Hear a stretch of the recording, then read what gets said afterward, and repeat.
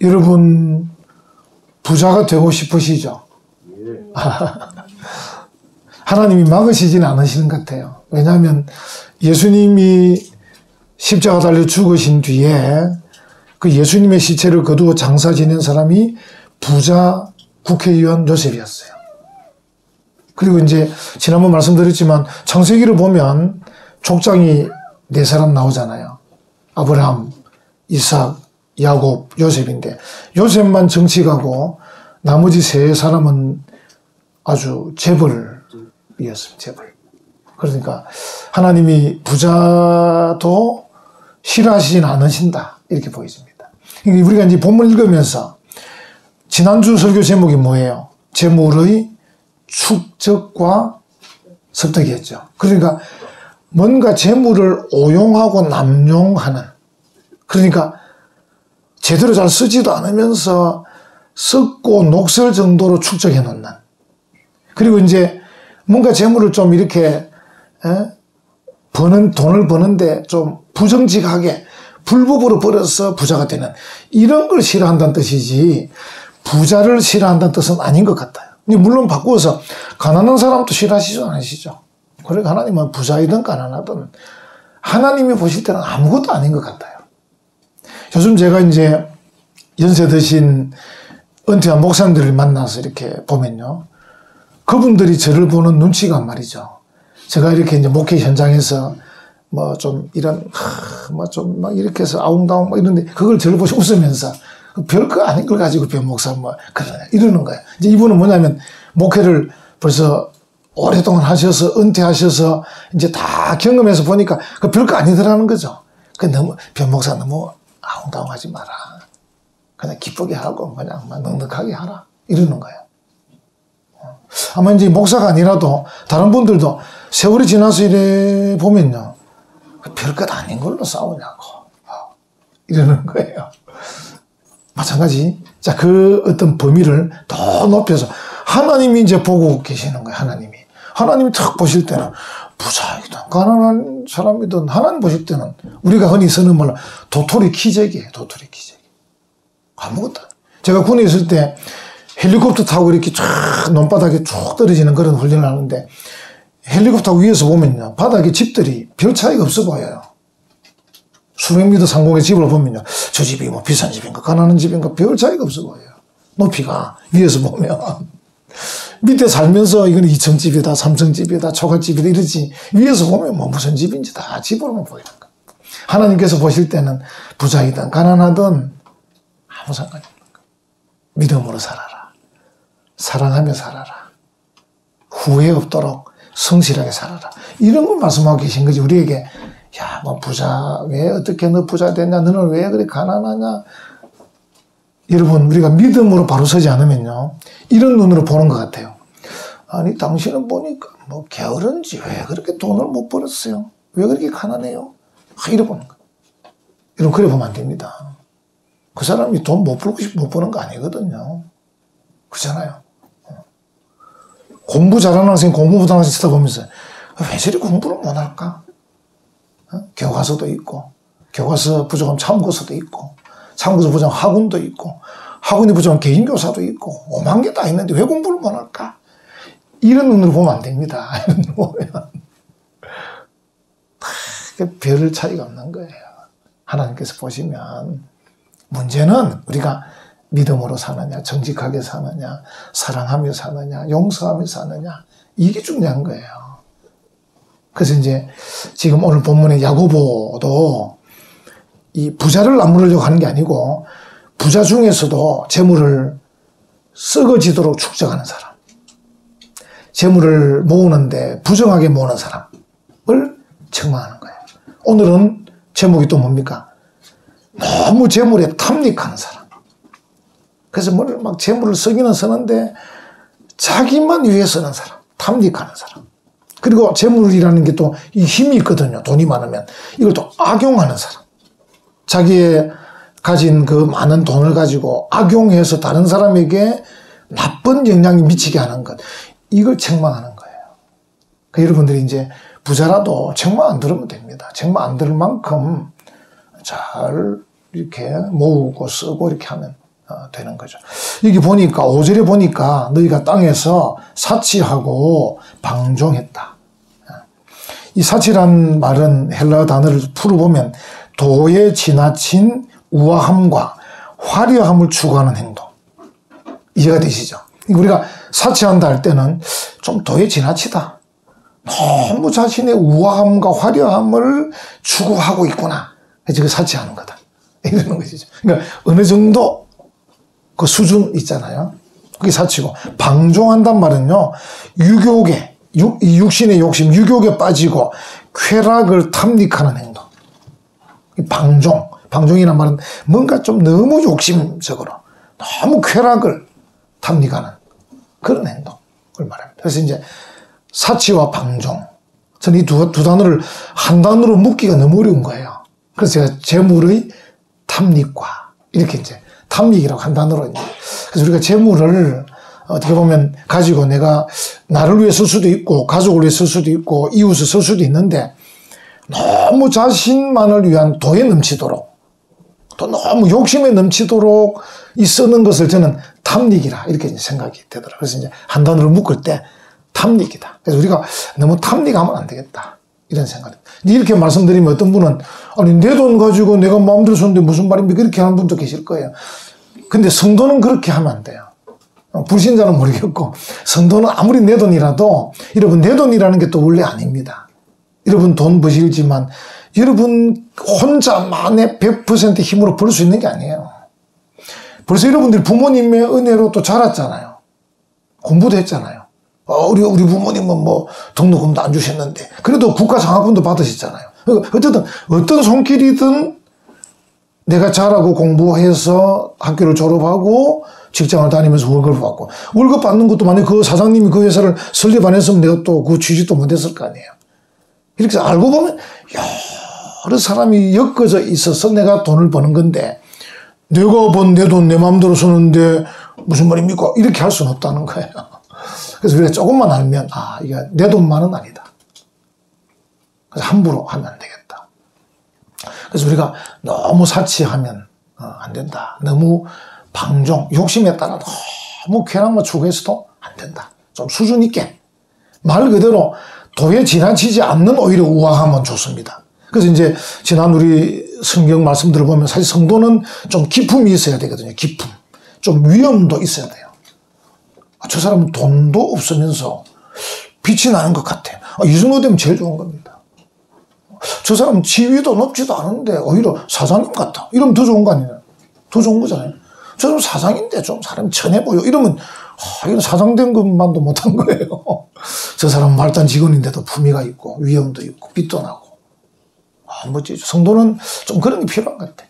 그래서 뭔가 우리가 참 말씀의 정도를 제대로 걸으면요, 돈이 많든 적든 관계없고 지식이 많든 적든 관계없을 것 같아요. 그래서 우리가 돈에 의해서 좌우되지 마시고, 지식에 의해 좌우되지 마시고, 지위에 의해 좌우되지 마시고, 우리는 오직 믿음으로, 하나님의 은혜로, 하나님의 은혜로 우리가 오히려 더 품위 있고 더 위험 있게, 이러면 뭐 오히려 뭐 더 많은 것을 더 다 가진 것이죠. 더 다 가진 것이죠. 여기 본문에 보면 재미있는 표현이 나옵니다. 한번 보십시오. 5절에 너희가 땅에서 사치하고 방종하여 살육의 날은 좀 이따 말씀드리겠습니다. 살육의 날에 너희 마음을 어떻게 했다고요? 살찌. 아니, 마음이 살찔 수도 있습니까? 미국 사람들은 크리스마스 시즌이 되면 이게 이제 텔레비전 광고에서 막 부추기잖아요. 뭘 사라고 부추기고, 또 맛있는 거 사라고 부추기고, 예쁜 거 사라고 막 부추기가지고, 크리스마스 시즌에 미국 사람들은 평균적으로 2파운드씩 살이 찐대요. 2파운드씩. 미국 사람이 우리보다는 보통 살쪄 있잖아요. 우리나라 사람들도 요즘은 살이 많이 쪘지만, 미국 사람은 우리보다는 훨씬 더 많이 살찌는데, 크리스마스 때문에, 크리스마스 때문에. 그래서 뭐라고 불편하지 합니까? 예수님 때문에 살쪘다. 크리스마스 그것은 살 안 찔 건데, 크리스마스는 살쪘다. 워낙 광고를 해야 되니까. 맛있는 거 사 먹어라, 예쁜 옷 사 입어라, 뭐, 광고를 해야 되니까 막 선물을 막 사야 되니까. 실제 선물은 막 사는 게 아니고, 오히려 어려운 사람에게 전달하는 게 선물인데. 그죠? 전달하는 게. 우리가 선물을 받은 자들이잖아요. 우리가 예수님을 선물로 받은 자들이기 때문에 실제로 선물은 어려운 사람에게 주는 게 선물이지. 우리 가족끼리 많이 나누는 거 이거는 별로 의미가 없어요. 가족끼리 매일 밥 먹는데 뭐 매일 뭐 하는데 뭐. 그러다 보니까 우리끼리 막 나누다 보니까 살이 찌는 거예요. 2파운드씩. 2파운드가 얼마나 됩니까? 1파운드가 얼마입니까? 다음 주일까지 숙제입니다. 다음 주일까지. 근데 본문에는 육체가 아니고 마음이 살찐다. 야, 이게 이제 어려운 표현이에요. 그러니까 이 사치하고 방종해가지고 마음을 살찌게 하겠도다. 이 마음이 원래는 이제 헬라어로 칼디아인데, 칼디아. 원래 마음은 칼같이 먹어야 되거든요. 칼디아. 헬라어로 칼. 마음을 칼처럼 탁 먹어야 되는데, 칼처럼 못 먹는 거예요. 왜? 자꾸 홍보를 해야 되니까. 사치하도록, 낭비하도록, 탐닉하도록, 막 이 홍보에 귀가 얇으면 안 돼요. 여러분들이 하나님 말씀이 귀가 얇아야 되지. 하나님 말씀 귀가 두꺼워가지고 막 근성으로 듣고 대충 들으면서 이 홍보에는 귀가 너무 얇아서 잘 듣는 거예요. 이해가 되시는지 모르겠다. 이게 너무 막 잘 들으니까 참 안타까운 그런 마음이 있는데, 이 사치하고 방종하는데 마음이 살찐다. 자, 제가 앞에 힌트 좀 드렸어요. 결국 무슨 말입니까? 자꾸 들으니까 결국 내 마음이 움직이는 거예요. 결국 어떻게 해서 내 마음대로 하는 거예요. 제가 앞에 말씀드렸죠.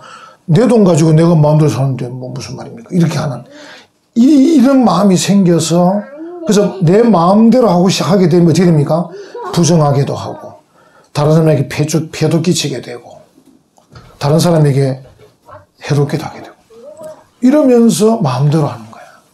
그게 결국 뭡니까? 그 표현을 야고보는 마음을 살찌게 한다.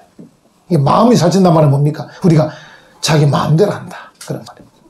성도는 자기 마음대로 하면 안 되죠. 어떻게 해야 됩니까? 하나님의 뜻대로.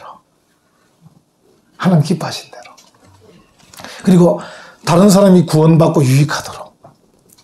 그래 마음이 살아지는 거예요. 이런 마음이 살찌면 어떻게 됩니까? 죽습니다. 마음이 완악하게 되면 죽습니다. 구약의 이스라엘 백성들이 왜 벌받고 죽느냐면요, 마음이 완악해져서 그런 거예요. 여러분, 우리 강도 굳어지면 안 되잖아요. 마음도 굳어지면 안 되죠. 그래서 우리가 사실은 몸 살찌는 뭐 살찌면 또 다이어트 하면 되죠. 헬스장 가면 되고 수영장 가면 되죠. 돈 좀 들이면 됩니다. 근데 마음 살찌는 게 참 어렵습니다. 여러분, 간 딱딱해지면 진짜 어렵거든요. 부드럽게 만들기가. 마음이 살찌면 어떻게 여러분 이 마사지 해줄 겁니까? 참 어렵습니다. 그래서 우리가 차라리 몸이 미국 사람처럼 몸 살찌는 게 괜찮지, 마음이 살찌면 큰일 나는 거예요. 이 본문이 무서운 말입니다. 마음이 살찌면 큰일 난다. 그래서 여기 뭐랍니까? 앞에 살육의 날이에요. 살육의 날. 그러니까 사치하고 방종하여 살육의 날. 살육의 날은 여기 무슨 표현이냐면요, 이거는 이제 이 돼지나 소를 표현하는 건데, 돼지나 소를 막 먹이잖아요. 개걸스럽게 먹습니다. 막 먹지만 어느 때가 되면 잡습니다. 그게 살육의 날입니다. 영적으로 말하면 뭡니까? 우리가 천년 만년 살 것처럼 살지만 어느 날 때가 되면 주님 재림하시든지 내가 죽든지 하는 거예요. 그런 날이 온다는 거예요. 심판의 날이. 그러니까 살육의 날은 무서운 날이에요. 무서운 날. 그러니까 죽을 줄 모르고 개걸스럽게 먹는 동물들처럼 죽는 날이 오고 심판의 날이 오고 주님 오실 날이 있는 줄 잘 모르고 자기 마음대로 마음을 살찌게 할 정도로 자기 하고 싶은 대로 하는 그런 사람들이 어느 날 갑자기 살육의 날을 맞이한다는 거예요. 이게 무서운 말입니다, 이게. 예. 그렇게 이제 5절인 전체적인 그림이 그려지잖아요. 너희가 땅에서 사치하고 방종하여 살육의 날에 너희 마음을 살찌게 하고 있다. 그러니까 우리가 정말 몸은 살찌도 괜찮은데 마음은 살찌지 않도록. 정말. 그래서 성도들은 내가 하고 싶은 대로 하면 안 된다. 하나님 뜻대로. 우리 잘 아는 로마서 12장 2절 아시잖아요. 너희는 이 세대를 본받지 말고 오직 마음을 새롭게 함으로 변화를 받아 하나님의 선하시고 기뻐하시고 온전하신 뜻이 무엇인지 분별하도록 하라. 그렇게 말씀하셨어요. 정말 중요해요. 하나님의 뜻. 성도는 하나님의 뜻을 잘 분별하면 이게 최고의 상태입니다. 하나님의 뜻이 뭐냐? 하나님께서 뭘 기뻐하시겠느냐? 하나님이 원하시는 것이 무엇이냐? 그래서 예수님도 겟세마네 동산에서 십자가를 앞에 두고 고민하실 때 그가 정말 내가 죽을 지경입니다만 아버지의 뜻대로 되기를 원합니다. 이렇게 기도하잖아요. 우리에게 이제 모범을 보여주시는 거죠. 겟세마네 동산의 기도가 바로 우리의 모범. 내가 죽을 지경인데 그러나 아버지의 뜻대로 되기를 원한다는 이 자세. 우리가 항상 아버지의 뜻, 하나님의 뜻이 중요한 거죠. 그러면 성도는 정말 멋지게 살 수 있고 정말 진짜 우아하게 살 수 있고 정말 기쁨이 있고 위엄 있게 살 수 있습니다. 하나님 뜻. 근데 내 마음대로 살게 되면 사람이 천하게 되는 거죠. 별로 가치가 없어지는 거예요. 그러니까 가진 돈도 빛이 안 나고 가진 지식도 빛이 안 나고 가진 지위도 빛이 안 나고 여러분 우리가 가진 것들 빛이 나면 얼마나 좋겠어요. 내가 돈을 많이 번 것만큼 빛이 우리 빌 게이츠처럼 빌 게이츠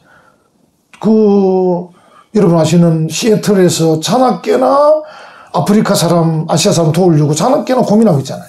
자기가 가진 그 많은 돈을 어떻게 하면 아프리카 사람에게 쓸 거며 아시아 사람에게 쓸 거냐 그 고민을 시애틀에 잠 못 이루는 밤에 고민하고 있단 말이에요. 멋지잖아요. 그죠?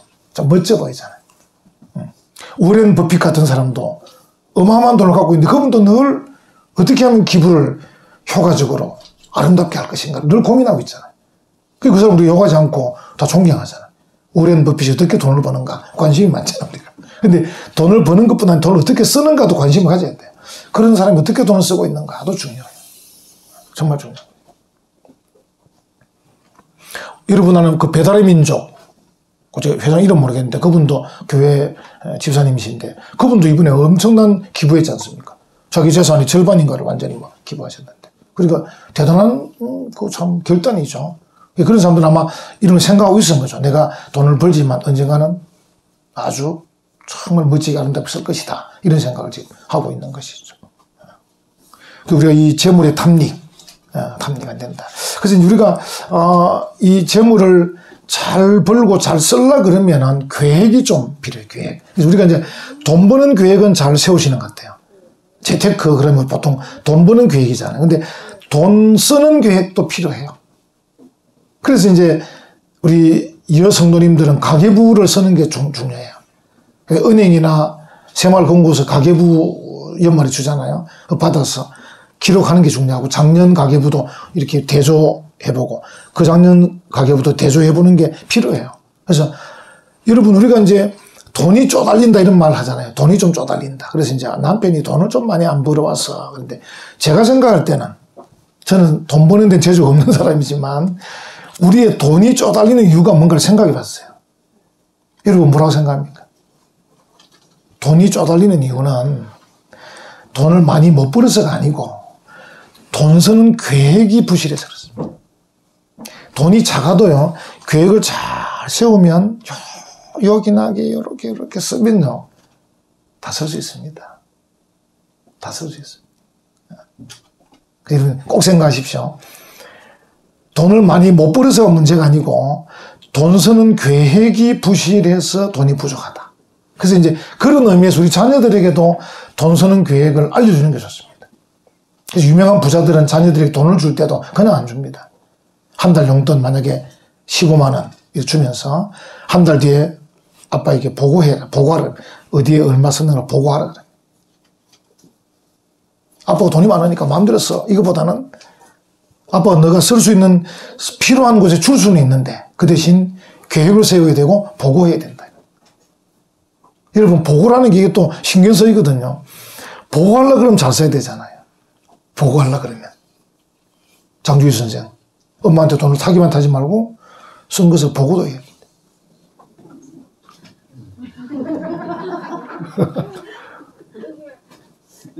필요합니다. 우리 또 지효 양도 용돈을 받는지 모르겠습니다만 지효 양도 엄마한테 돈을 받으면 엄마한테 어떻게 썼다고도 해요. 양은찬 우리 초등학교 1학년도 돈 받고 쓰고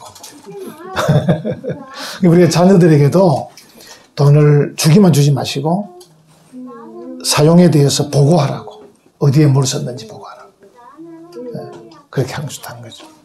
두 번째는 6절에 보면 너희는 의인을 정죄하고 죽였다. 이게 갑자기 대뜸 이렇게 나옵니다.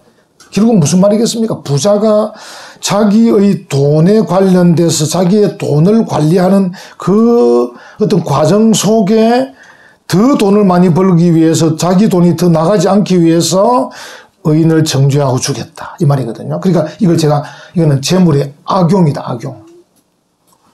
재물이라는 것은 돈이 내게 있으면 굉장하잖아요. 돈이라는 게 굉장한 겁니다. 사실은 힘이 있는 거예요. 이게.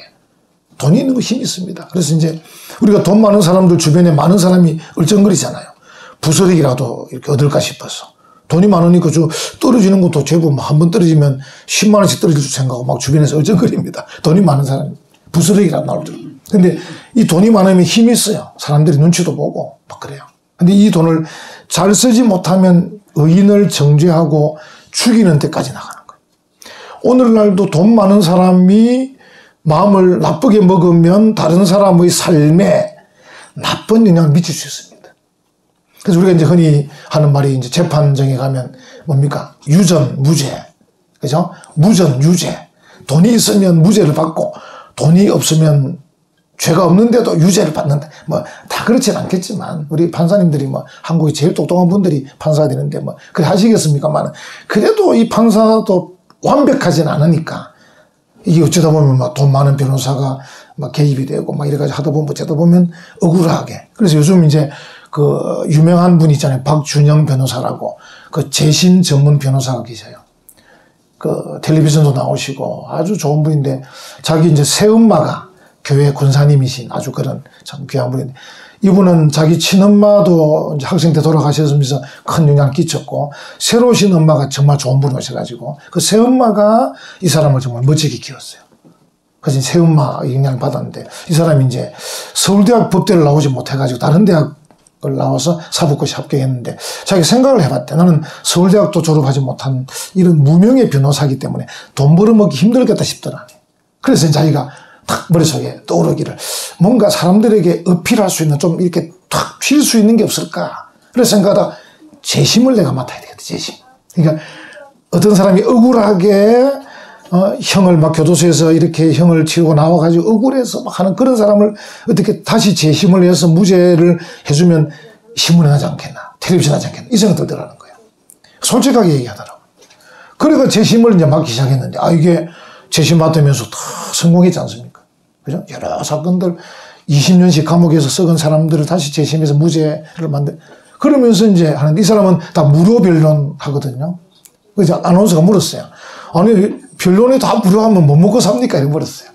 이 사람이 하는 말이 재판은 다 무료로 해주는데 자기가 소문이 나니까 강연 요청이 그렇게 많다. 근데 그 수입으로 삽니다. 강연 요청 가서 강사료 받아서 그렇게 산다는 거예요. 그래서 참 귀하죠. 그렇게 하기 힘든데. 욕심이 있어서, 그죠? 이 돈 좀 많은 변론도 맡고 싶을 건데, 자기는. 그래서 자기 책상에 보여주는데, 아직도 봉투도 뜯어보지 못한 이 봉투가 쌓여 있는 거야. 재심 맡아달라고. 그래서 자기 혼자 하니까 이게 막 손이 여건이 안 돼가지고, 하나 맡으면 또 그게 몇 달씩 걸리니까 막. 그래서 자기는 변론은 무료로 해주고. 그래서 그 변론으로 인해서 유명해졌기 때문에 강사로 가서 강의료를 많이 받는데, 그것을 먹고 삽니다. 이렇게 하는데, 참 그 마음이 얼마나 귀합니까? 참 대단한 그런, 마음인데. 그러니까 이게 우리가 그 돈 많은 사람들이 나쁜 마음을 먹고 사건을 조작해서 돈이 없고 실제로는 무죄인 사람에게 억울하게 뒤집어 쓸 수도 있죠. 억울하게. 그래서 참 이런 것들을 우리가 생각하면서 마음이 아픈데 어쨌든 이 부자가 의인을 정죄하고 죽였다는 말은 그런 의미이고 이게 의인이란 말은 하나님에 대한 의지하는 마음은 있는데 가난하고 궁핍한 사람 이런 말입니다. 이제 1세기 때는 많았어요. 1세기. 요즘은 좀 덜 하겠지만 이 야고보가 이 성경을 쓸 그 1세기 때는 의인들이 많았는데 그 의인들은 하나님은 의지했지만 가난하고 힘이 없었어요. 그래서 그 당시에는 또 오늘날처럼 또 법이 더 정착이 안 된 무법천지 아니겠습니까? 돈 많은 사람이 얼마나 힘이 더 셌겠습니까? 지금보다는.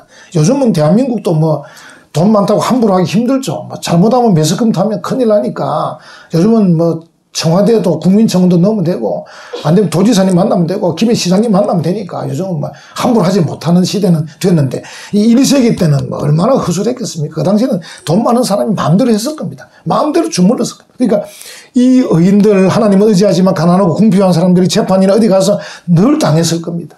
이제 그 이야기를 하는 거죠. 그걸 이제 가장 높은 표현으로 의인을 정죄하고 죽였다. 이렇게 표현을 하고 있는 거죠. 그러니까 이 부자들이 자기들이 가진 돈과 그 영향력을 악용했다. 악용. 이렇게 이제 말하는 것이죠. 요즘은 자꾸 이제 정부에서도 사창가를 없애긴 하는데, 사창가에 팔려가는 이 여자들, 또 그들을 이렇게 하는 악덕 포주들이 결국 이 여자들에게 빚을 엉터리로 덮어 씌워가지고 벗어나지 못하게 합니다. 참 나쁜 거죠. 그리고 이제 요즘도 뜸한 것 같은데, 러시아에 가서 이제 러시아에서 예쁜 아가씨들이 한 달에 한 20만 원 벌고 있는 아가씨들에게 꼬드깁니다. 한국 가면 한 달에 200만 원 벌 수 있다. 그 꼬드겨 데려와서 사창가에 팔아는 게 이런 나쁜 짓들. 그러니까 이게 참 힘이 있고 그 머리는 나쁜 머리죠. 공부 잘하는 머리가 아닌데 그 나쁜 머리, 힘, 돈을 가지고 사람을 얽어매가지고 그 구렁텅이에 밀어넣는, 정말 그런 사람은 막 바로 사형시켜야 되는데 뭐 어떻게 하는지 모르겠습니다. 옛날에 대만에는 장개서 총통이 바로 그냥 사형시키고 바다에 바로 빠뜨렸어요. 그래서 배 타고 끌고 나와가지고 바로 빠뜨리고 이렇게 했었어요. 우리는 오히려 긍정적으로, 그러면 우리는 돈이 미치는 영향력을 어떻게 사용할 것인가? 우리에게 돈이, 내가 한 달에 200만 원을 벌든 한 달에 1000만 원을 벌든 내가 버는 이 돈을 어떻게 사용할 것인가 할 때 우리는 사랑을 베풀어야 돼요. 우리는 믿음, 소망을 가진 자 아닙니까? 여기 사랑까지 합쳐버리면 이게 보석 3가지가 완벽하게 합쳐지는. 우리 목에 보석을 걸 때는 다이아몬드 3개 걸면 됩니다. 믿음, 소망, 사랑. 이렇게. 이 3가지 보석이 탁 합쳐진 빛이 멋지게 나는 거죠. 그래서 우리가 다른 사람에게 사랑을 베풀기 위해 나의 지식을, 나의 물질을, 나의 지위를 사용하면 이것은 내게 되돌아옵니다. 그러니까 내가 사랑으로 잘 사용하면 되돌아옵니다. 만약에 아무리 돈이 많은 부자라도 이런 베푸는 삶을 살지 않으면 돈을 많이 가지고도 자유롭지를 못합니다. 늘 불안해합니다. 우리가 그런 거 보시잖아요. 돈 많은 부자인데 늘 불안합니다. 늘 교도소 왔다 갔다 합니다. 지금 한국의 최고 재벌도 지금 교도소 있지 않습니까? 왜냐하면 부정한 방법으로 유산을 물려줬기 때문에. 참 욕심이 끝이 없는 거예요. 그렇게 많이 가졌으면서도 세금 적게 내려고 하다 보니까 그게 이제 발각이 돼서 지금 교도소에 있는데, 한국 최고의 부자가. 참 안타깝죠, 그러니까. 영어에 보면 miserable, 이게 비참한이라는 뜻인데 miserable. 이 miserable의 그 앞에 권원이 마이저가 구두쇠입니다, 구두쇠. 발음이 이제 miserable 될 때 미가 되지만 요 앞에는 마이저가 되는데, 구두쇠에서 비참한이 나옵니다. 구두쇠는 우선은 돈을 많이 모으는 것 같지만 결국 그 삶의 끝으로 가면 갈수록 miserable, 비참하게 되는 거죠. 그래서 우리가 좀 베푸는 게 좋은데, 사회에는 이런 말이 있습니다. 착한 사람은 꼴찌가 된다. 나이스 가이, finish last. 그러니까 이 착한 사람, 멋진 사람은 우리가 멋지게 베풀고 막 이런 멋지게 하면 꼴찌가 된다. 가난하게 된다. 그죠? 이런 말이 있습니다. 그래서 규칙을 지키고 정직하게 살면 손해를 보고 경쟁에 뒤처진다. 그래서 이제 그걸 가지고 그 와튼 스쿨 우리 교수인 애덤 그랜트라는 교수 연구를 했어요. 그러니까 다른 사람을 위해서 베풀고 양보하는 사람이 이 사회에서 성공할 수 있느냐? 이게 자기 궁금한 거예요. 그러니까 나이스 가이가 잘 안 되니까, 나이스 가이 폼 잡다가 자꾸 망하니까, 그래서 이제 연구를 해봤어요. 그래서 연구를 수많은 사례를 모으고 사회과학 이론을 접목시키고 데이터를 이렇게 만들어내가지고 연구해가지고 책을 썼어요. 책이 기브 앤 테이크입니다. 여러분 기브 앤 테이크는 아시죠? 기브 앤 테이크. 책을 썼는데 그 책의 내용이 결론이 뭐냐면 성공 사다리. 사다리를 해서 제일 위에 성공한 사람, 그 제일 사다리 꼭대기에는 누가 있느냐 이게. 이 성공 사다리. 그 꼭대기에 이 애덤 그랜트라는 교수의 결론은 뭐냐면 그 꼭대기에는 타인의 입장과 이익을 헤아려주는 이타적인 사람이 있다. 자기 결론은. 설명을 합니다. 베푸는 사람들은 다른 사람들과 경쟁 관계를 만들지 않아서 주변에 적이 별로 없습니다. 그는 자기 이익에 따라 움직이지 않기 때문에 동료들이 그의 의견을 지지합니다. 사람들은 그에게 결국은 이끌립니다. 사람들은 결국 그를 신뢰하고 도와주려 합니다. 함께 하고 싶어 합니다. 결국은 베푸는 사람이 가장 오래가는 사람입니다. 이렇게 자기 논문에 새겨서 놨어요. 쉽지는 않겠죠. 좀 시간이 걸리겠죠.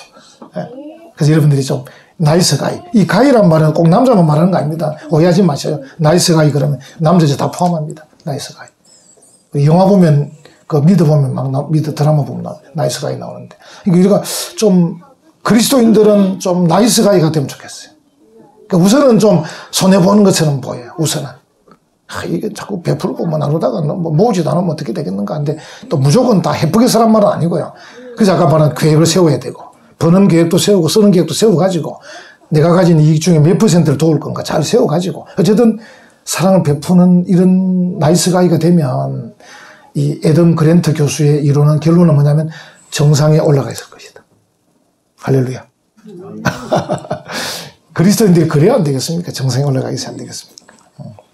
사람이 죽으면 돈을 가지고 못 가는 건 아시잖아요. 근데 이제 가지고 가는 방법이 있는 건 알고 계시죠?